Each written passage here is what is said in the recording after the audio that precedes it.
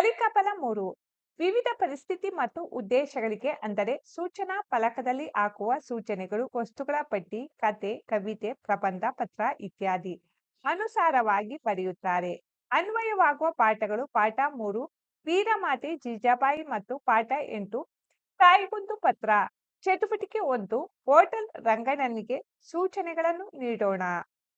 ಚಿತ್ರ. ನಿಮ್ಮೂರಿನ ರಂಗಣ್ಣ ಒಂದು ಹೊಸ ಹೋಟೆಲ್ ತೆರೆದಿದ್ದಾನೆ. ಆತ ತನ್ನ ಹೋಟೆಲಿಗೆ ಬರುವ ಗ್ರಾಹಕರಿಗೆ ಕೆಲವು ಸೂಚನೆಗಳನ್ನು ಫಲಕದಲ್ಲಿ ಅಲ್ಲಲ್ಲಿ ಬರೆದು ಹಾಕಲು ನಿರ್ಧರಿಸಿದ್ದಾನೆ. ಹೊಸ ಹೋಟೆಲ್ನಲ್ಲಿ ಬರೆಯಬಹುದಾದ ಸೂಚನೆಗಳನ್ನು ಬರೆಸಿಕೊಳ್ಳಲು ನಿನ್ನ ಬಳಿ ಬಂದಿದ್ದಾನೆ. ನೀನು ಆತನಿಗೆ ಯಾವೆಲ್ಲ ಸೂಚನೆಗಳನ್ನು ಬರೆದು ಸಹಕರಿಸುವೆ ಅವುಗಳನ್ನು ಬರೆ. ನಾನು ಬರೆಯುವ ಸೂಚನೆಗಳು. ನಿಮ್ಮ ಸಾಮಾನುಗಳಿಗೆ ನೀವೇ ಜವಾಬ್ದಾರರು. ತಟ್ಟೆಯಲ್ಲಿ ಕೈ ತೊಳೆಯಬಾರದು. ಚಿಲ್ಲರೆ ಕೊಟ್ಟು ಸಹಕರಿಸಿ. ನೀರನ್ನು ಪೋಲು ಮಾಡಬೇಡಿ. ಕೈ ತೊಳೆಯುವ ಸ್ಥಳ ಕುಡಿಯುವ ನೀರು.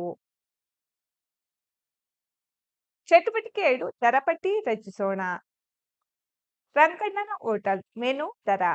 ಕಾಫಿ 10 ರು, 2 ವಡಾ ಇಡ್ಲಿ 52 ರು, ಚೋಚೋಬಾತ್ 50 ರು, ಮಸಾಲ್ ದೋಸೆ 60 ರು, ಚಪಾತಿ ಊಟ 50 ರು, ಮುದ್ದೆ ಊಟ 55 ರು. ದರಪಟ್ಟಿ ಆಹಾರದ ಹೆಸರು ದರ ರೂಪಾಯಿಗಳಲ್ಲಿ. ಇಡ್ಲಿ 2ಕ್ಕೆ 27 ರೂಪಾಯಿಗಳು, ವಡಾ 15 ರೂಪಾಯಿ, ಪೂರಿ 35 ರೂಪಾಯಿ, ಚಪಾತಿ 2ಕ್ಕೆ 30 ರೂಪಾಯಿ, ಪಲಾವ್ 35 ರೂಪಾಯಿ, ಮುದ್ದೆ 1ಕ್ಕೆ 20 ರೂಪಾಯಿ, ರೊಟ್ಟಿ 1ಕ್ಕೆ 15 ರೂಪಾಯಿ, ಸೆಟ್ ದೋಸೆ 50 ರೂಪಾಯಿ. ಚಟುವಟಿಕೆ 3 ಸೂಚನೆಗಳನ್ನು ಬರೆಯೋಣ. ಚಿತ್ರ. ಚಿತ್ರಕಥೆ. ಮೇಲೆ ನೀಡಲಾದ ಚೋಟುವಿನ ಕತೆ ಓದಿರುವೆಯಲ್ಲವೇ? ಚೋಟು ಈಗ ಆಸ್ಪತ್ರೆ ಕಡೆಗೆ ಹೋಗಿದೆ. ಅಲ್ಲಿ ಅದು ಕಾಣಬಹುದಾದ ಸೂಚನೆಗಳನ್ನು ಪಟ್ಟಿ ಮಾಡು. ಆಸ್ಪತ್ರೆಯಲ್ಲಿ ಕಾಣಬಹುದಾದ ಸೂಚನೆಗಳು ಈ ರೀತಿಯಾಗಿವೆ.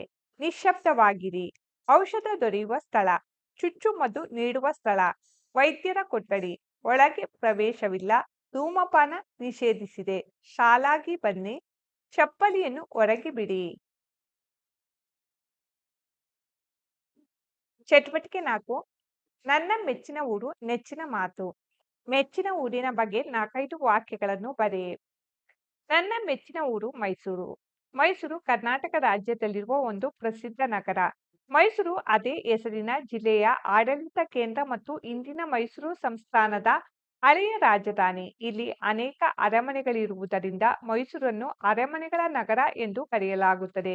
ಕರ್ನಾಟಕ ರಾಜ್ಯದ 2ನೇ ಅತಿ ದೊಡ್ಡ ನಗರವೆಂಬ ಪ್ರಖ್ಯಾತಿಯನ್ನು ಪಡೆದಿದೆ. ಮೈಸೂರನ್ನ ನಮ್ಮ ಹೆಮ್ಮೆಯ ಸಾಂಸ್ಕೃತಿಕ ರಾಜಧಾನಿ ಎಂದು ಕರೆಯುತ್ತಾರೆ. ಚಟುವಟಿಕೆ 5 ಸರಿಯಾದ ಸೂಚನೆ ಬರೆಯೋಣ. ಕೆಳಗಿನ ಸೂಚನಾ ಫಲಕಗಳಿಗೆ ಸರಿಹೊಂದುವ ಸೂಚನೆಗಳನ್ನು ಬರೆ.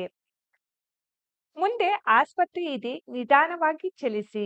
ಮುಂದೆ ರಸ್ತೆ ಉಬ್ಬುಗಳಿವೆ, ನಿಧಾನವಾಗಿ ಚಲಿಸಿ. ಜೀಬ್ರಾ ಪಟ್ಟಿ ಪಾದಚಾರಿ ಮಾರ್ಗ. ಶಬ್ದ ಮಾಡಬೇಡಿ. ಚಟುವಟಿಕೆ 6 ಪತ್ರ ಬರೆಯೋಣ. ನೀನು ಇದುವರೆಗೆ ಹಲವಾರು ಘಟನೆಗಳನ್ನು ಓದಿರುವೆಯಲ್ಲವೇ? ಈಗ ಶಹನಾಳು ತಾನು ಓದುತ್ತಿರುವ ಶಾಲೆಗೆ ಒಂದು ಕೈತೋಟ ಮಾಡಿಸಬೇಕೆಂದುಕೊಂಡಿದ್ದಾಳೆ. ಅದಕ್ಕಾಗಿ ಅವರ ಊರಾದ ಪರಂದೂರು ಗ್ರಾಮ ಪಂಚಾಯಿತಿಗೆ ಒಂದು ಮನವಿ ಪತ್ರ ಬರೆಯಲು ಅವಳಿಗೆ ಸಹಾಯ ಮಾಡು. ಗ್ರಾಮ ಪಂಚಾಯಿತಿಯ ಅಧಿಕಾರಿಗಳಿಗೆ ಒಂದು ಮನವಿ ಪತ್ರ ಬರೆ. ಇವರಿಂದ ಶಹನ ಸರ್ಕಾರಿ ಹಿರಿಯ ಪ್ರಾಥಮಿಕ ಶಾಲೆ ಪರಂದೂರು. ದಿನಾಂಕ 7/7/2024 ಸ್ಥಳ ಪರಂದೂರು. ಇವರಿಗೆ ಪಂಚಾಯಿತಿ ಅಭಿವೃದ್ಧಿ ಅಧಿಕಾರಿಗಳು ಗ್ರಾಮ ಪಂಚಾಯಿತಿ ಪರಂದೂರು. ಮಾನ್ಯರೇ, ವಿಷಯ ನಮ್ಮ ಶಾಲೆಗೆ ಕೈತೋಟ ಮಾಡಿಸಿಕೊಡೋ ಬಗೆ. ಈ ಮೇಲ್ಕಂಡ ವಿಷಯಕ್ಕೆ ಸಂಬಂಧಿಸಿದಂತೆ ಶಹನ ಆದ ನಾನು ಸರ್ಕಾರಿ ಹಿರಿಯ ಪ್ರಾಥಮಿಕ ಶಾಲೆ ಪರಂದೂರು ಇಲ್ಲಿ 4ನೇ ತರಗತಿಯ ವಿದ್ಯಾರ್ಥಿಯಾದ ನಾನು ತಮ್ಮಲ್ಲಿ ವಿನಂತಿಸಿಕೊಳ್ಳುವುದೇನೆಂದರೆ, ನಮ್ಮ ಶಾಲೆಯ ಹಿಂಭಾಗದಲ್ಲಿ ಸಾಕಷ್ಟು ಜಾಗ ಇದ್ದು ನಾವೆಲ್ಲ ವಿದ್ಯಾರ್ಥಿಗಳು ಆ ಸ್ಥಳದಲ್ಲಿ ಶಾಲಾ ಕೈತೋಟವಿದ್ದರೆ ಸೂಕ್ತ ಎಂದು ಭಾವಿಸಿದ್ದೇವೆ ಮತ್ತು ನಾವೆಲ್ಲ ಪಠ್ಯೇತರ ಚಟುವಟಿಕೆಯಲ್ಲಿ ಭಾಗವಹಿಸಲು ಅನುಕೂಲವಾಗುತ್ತದೆ. ಆದ್ದರಿಂದ ತಾವು ದಯಮಾಡಿ ನಮ್ಮ ಶಾಲೆಯಲ್ಲಿ ಒಂದು ಕೈತೋಟ ಮಾಡಿಸಿಕೊಡಬೇಕೆಂದು ವಿದ್ಯಾರ್ಥಿಗಳೆಲ್ಲರ ಪರವಾಗಿ ನಾನು ತಮ್ಮಲ್ಲಿ ವಿನಂತಿಸಿಕೊಳ್ಳುತ್ತೇನೆ. ಧನ್ಯವಾದಗಳೊಂದಿಗೆ ತಮ್ಮ ವಿಶ್ವಾಸಿ ಶಹನಾ. ಚಟುವಟಿಕೆ 7 ಸುಳಿವು ಪದ ಆಧರಿಸಿ ಕವಿತೆ ಬರೆಯೋಣ. ಸುಳಿವು ಪದಗಳು: ಉಳಿಸಿ, ಬೆಳೆಸಿ, ನೀರು, ಕಾಡು, ಹಸಿರು, ಉಸಿರು. ಕವಿತೆ: ಕಾಡು ಉಳಿಸಿ, ನಾಡು ಬೆಳೆಸಿ, ಕಾಡು ಇಲ್ಲದೆ ನಾಡಿಲ್ಲ, ಎಲ್ಲಿ ಹಸಿರೋ ಅಲ್ಲಿಯೇ ಉಸಿರು, ಉಸಿರೇ ಹಸಿರು. ಮರಗಳಿಲ್ಲದೆ ನೀರಿಲ್ಲ, ನೀರಿಲ್ಲದೆ ಜೀವವಿಲ್ಲ, ನೀರು ಅಮೂಲ್ಯ, ನೀರಿಲ್ಲದಿದ್ದರೆ ನಮ್ಮ ಬದುಕು ಶೂನ್ಯ. ಚಟುವಟಿಕೆ 8 ಚಿತ್ರ ನೋಡಿ ಕತೆ ರಚಿಸೋಣ. ಚಿತ್ರ. ಒಂದು ಕುಗ್ರಾಮ. ಆ ಗ್ರಾಮಕ್ಕೆ ರಸ್ತೆಗಳು ಇರಲಿಲ್ಲ. ರುದ್ರೇಶ ಎಂಬ ಹುಡುಗ ತನ್ನ ತಾಯಿಗೆ ತಾನು ದೊಡ್ಡವನಾದ ಮೇಲೆ ನಮ್ಮ ಊರಿಗೆ ರಸ್ತೆ ಮಾಡಿಸುತ್ತೇನೆ ಎಂದು ಹೇಳುತ್ತಿದ್ದ. ಆದಂತೆ ಅವನು ಚೆನ್ನಾಗಿ ಓದುತ್ತಿದ್ದ.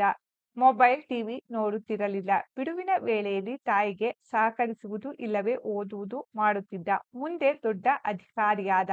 ತಾಯಿಗೆ ಕೊಟ್ಟ ಮಾತಿನಂತೆ ತನ್ನ ಊರಿಗೆ ರಸ್ತೆ ಮಾಡಿಸಿದ. ಆಸ್ಪತ್ರೆಯನ್ನು ಕಟ್ಟಿಸಿದ. ಯೋಜನೆ: ನಿನ್ನ ಸುತ್ತಮುತ್ತ ಗಮನಿಸುವ ಕನಿಷ್ಠ 5 ಭಿತ್ತಿಪತ್ರಗಳ ಮಾಹಿತಿ ಸಂಗ್ರಹಿಸಿ ನೋಟ್ ಪುಸ್ತಕದಲ್ಲಿ ಬರೆ.